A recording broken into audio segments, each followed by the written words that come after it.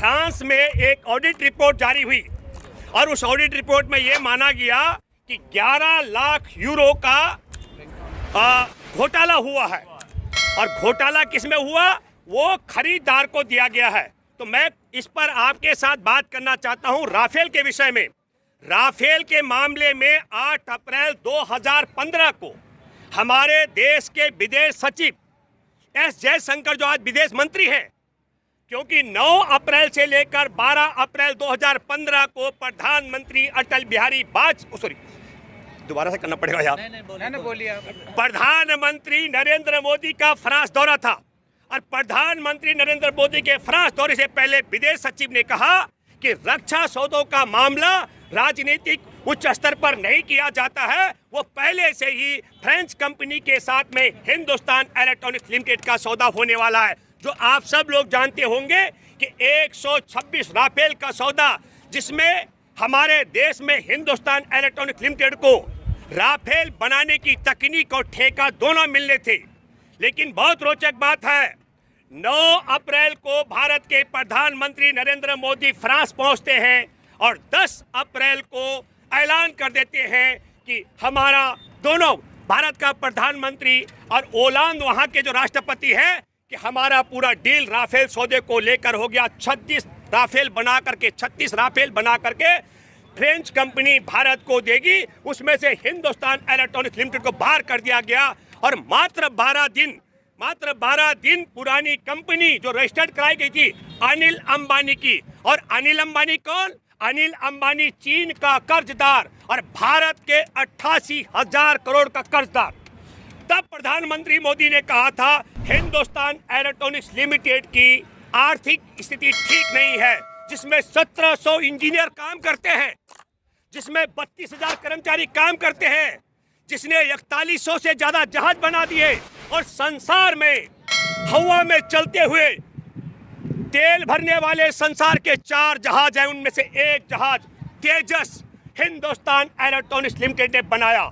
तो जो तेजस जैसा जहाज बना सके, जिसके पास 1700 इंजीनियर काम कर रहे हो, 7 दशक से पुरानी भारत सरकार की कंपनी हो, 4100 जहाज बना चुकी हो, 32,000 कर्मचारी हो, वो राफेल बनाने की तकनीक और ठेका हासिल करने के हकदार नहीं।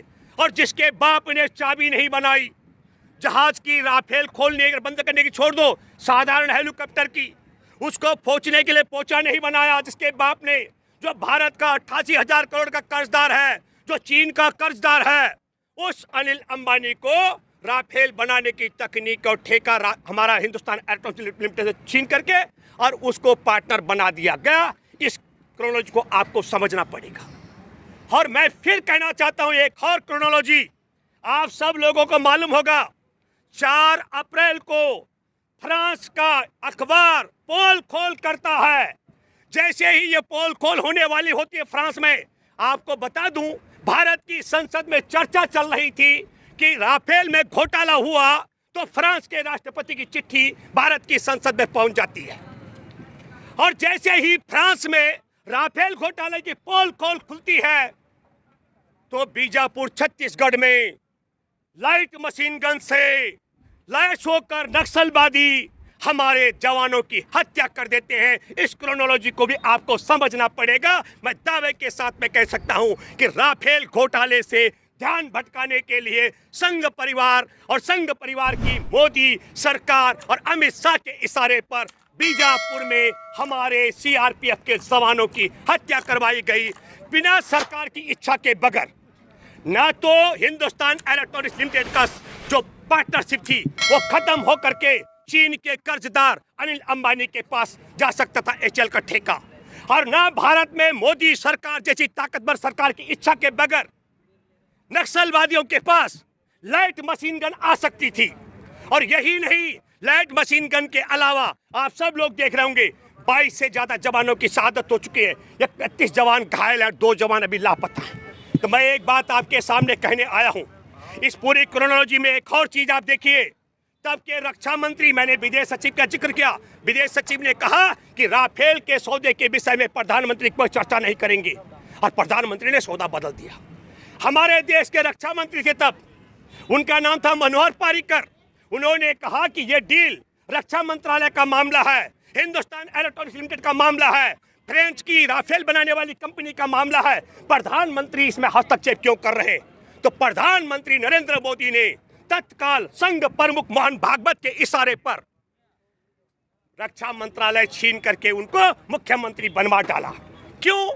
क्योंकि विश्व में जहाज बनाने वाली, लड़ाकू जहाज बनाने वाली कंपनियों ने बहुत बड़ी सुपारी दे दी थी संघ परिवार को। हिंदुस्तान इलेक्ट्रॉनिक्स लिमिटेड को राफेल बनाने की तकनीक और ठेका मिलने से जो उन्नति होने वाली थी भारत सरकार की कंपनी की, उस उन्नति को रोकने के लिए संघ परिवार ने सुपारी ले ली थी। इसलिए मनोहर पर्रिकर को रक्षा मंत्रालय से हटा करके गोवा का मुख्यमंत्री बनाया गया।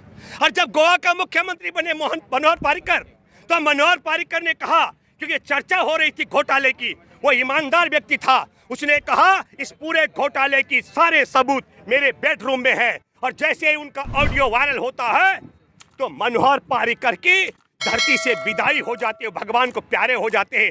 ये शोध का विषय है, कैसा चरित्र है, कैसा संयोग है कि एक चीन का जो दुश्मन देश है उसके कर्जदार अनिल अंबानी को राफेल का ठेके पार्टनर बनाया जाता है।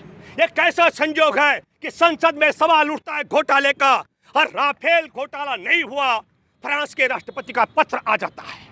और यह कैसा संयोग है कि तब का रक्षा मंत्री कहता है मेरे पास घोटाले के सारे सबूत हैं, और वो भगवान को प्यारा हो जाता है। और यह कैसा संयोग है कि जैसे ही राफेल की घोटाले की पोल खोल खुलती है फ्रांस में, तो बीजापुर में लाइट मशीन गन से हमारे सीआरपीएफ के जवानों की हत्या करवाई जाती है। देशवासियों, इस क्रोनोलॉजी को आपको समझना चाहिए। ये बात मैं आपके साथ इसलिए करने आया हूं कि ये कहते हैं कि हम देश नहीं झुकने देंगे, देश नहीं बिकने देंगे, ये नालायक देश के गद्दार हैं। अब ये संयोग है कि प्रयोग, ये आपको सोचना पड़ेगा। मैं ये बात कहना चाहता हूं, भारत में बड़ा विचित्र स्थिति है।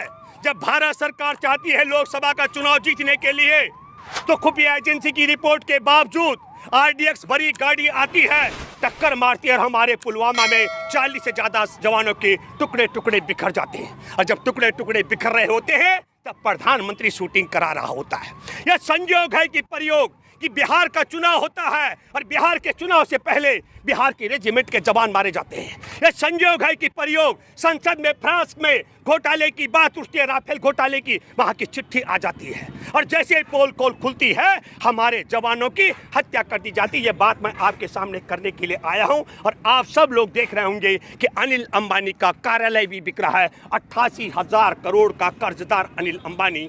और अब आप समझ लीजिएगा, उसका कर्जा चुकता करने के लिए हमारे देश की 7 दशक पुरानी हिंदुस्तान इलेक्ट्रॉनिक्स लिमिटेड का मान और सम्मान भी दांव पे लगा दिया गया। देश के साथ गद्दारी कर दी गई, राफेल के साथ घोटाला हुआ, और जो मुनाफाखोर कंपनी है चीन के साथ कर्जदार, उसके साथ उसको डील कराने का मतलब है कि राफेल में जो कुछ भी हमारा हो रहा होगा पारदर्शी तरीके से चीन का कर्जदार अनिल अंबानी चीनियों को जरूर बताएगा। ये बात मैं आपके साथ करने के लिए आया हूँ। बहुत दुख और अफसोस की बात है कि मोदी सरकार ने अपने लाभ के लिए पहले 2019 में चुनाव के लिए फरवरी में पुलवामा में जवानों को मरवाया, फिर गलवान घाटी में 15 जून को निहत्थे बिहार रेजिमेंट के जवानों को मरवाया, और अब राफेल घोटाले की पोल खोल दबाने के लिए, ताकि ये चर्चा का विषय न बन सके, बीजापुर में सीआरपीएफ के जवानों को मरवाया।